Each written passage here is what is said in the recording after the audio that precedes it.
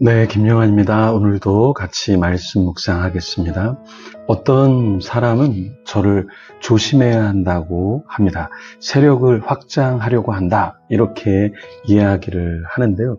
정말 저를 모르는 사람이죠. 저는 대형교회에 유명한 사람들을 만나기보다 제가 더 섬기고 도움을 주어야 할 사람을 더 많이 만납니다. 어떻게라도 도움을 주려고 하지 저를 만나자고 하는 분에게 득을 보려고 하지 않습니다. 대부분 저를 만나는 분은 시간을 내주어 감사하다 이렇게 인사를 하는데요. 그 말은 제 시간을 할애해서 만나는 것을 알기 때문이죠. 사실 제가 누구를 만나서 뭘 도와달라 하지도 않고 또 저에게 도움이 될 만한 사람을 제가 연락해서 만나자 이렇게 해서 뭘 부탁하거나 하지 않습니다. 대부분 어느 정도 알려지면 자신의 혹 그 이상 자기에게 더 도움이 되는 유익이 되는 사람을 찾아 만나려고 하죠. 그런데 저는 그런 것에 굳이 연연하지 않기 때문에 그렇게 만나려고 막 노력하고 하지 않습니다. 그런 어떤 급의 사람을 만나면 그런 급 사람을 사진 찍고 올리고 또 이런 분이 있어요. 근데 저는 대부분 만나면 거의 다 사진을 찍고 똑같이 올리고 그렇게 하는데요. 어떤 분은 사진을 찍고 안 올리니까 시험을 받더라고요. 그래서 똑같이 찍고 올리고 합니다. 그것도 편애가 될 수 있겠죠. 누구나 자신의 시간이 귀하기에 아무에게나 만남 제한을 하지 않죠. 만남 제한이 와도 선뜻 시간을 내어주지 않습니다. 사실 제가 연합 사역을 하는 것은 개인적으로 그리고 교회적으로 크게 도움이 되지 않습니다. 그러나 하나님 나라 관점에서 같이 함께 연합할 때 여러 색이 조화를 이루고 그렇게 해서 더 아름답고 풍성하기 때문에 그렇게 하려고 하는 것이죠. 오늘 본문에 느헤미야는 성벽 재건을 하는데 별의별 소리를 다 듣습니다. 모반하려고 한다, 왕이 되려고 한다 이런 말까지 듣죠. 자신을 대적하고 죽이려고 하는 자들을 만나게 됩니다. 심지어 선지자들 중 뇌물을 받고 거짓으로 예언하는 사람들도 있었습니다. 그런 때 느헤미야는 어떻게 대처했나요? 나 자신은 되지도 않는 말을 들을 때 어떻게 흔들리지 않고 지혜롭게 대처할 수 있을까요? 오늘 말씀을 같이 묵상하면 좋겠습니다. 1절에서 5절 말씀 같이 읽어보겠습니다. 산발락과 도비아와 아라비아 사람 게셈과 그 나머지 우리의 원수들이 내가 성벽을 건축하여 허물어진 틈을 남기지 아니하였다 함을 들었는데 그때는 내가 아직 성문에 문짝을 달지 못한 때였더라. 산발락과 게셈이 내게 사람을 보내어 이르기를 오라 우리가 오노평지 한촌에서 서로 만나자 하니 실상은 나를 해하고자 함이었더라.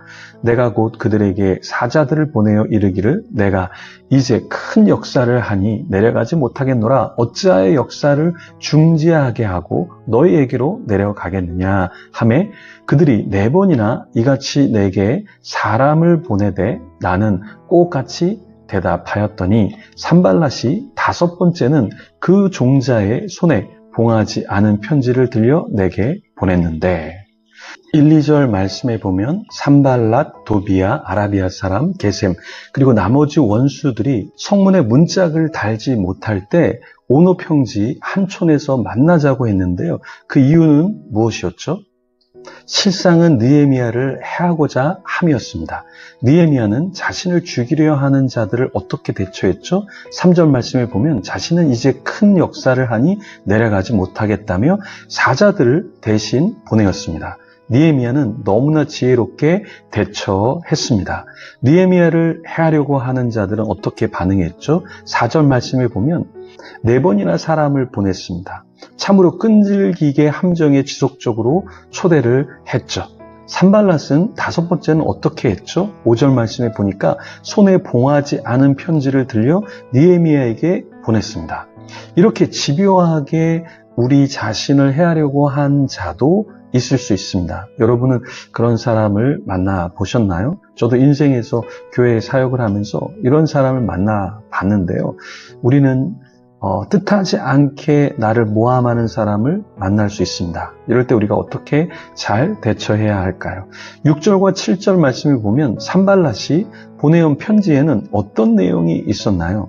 이방 중에도 소문이 느헤미야와 유다 사람들이 모반하여 성벽을 건축한다고 하였다.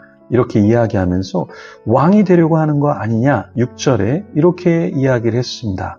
느헤미야가 선지자를 세워 예루살렘에서 느헤미야를 들어 선전하기를 유다의 왕이 있다 하게 하였다고 했습니다.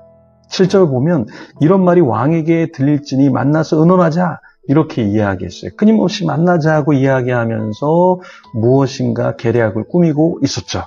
8절 말씀을 보면 느헤미야는 이런 산발랏에게 어떻게 다시 대응했죠?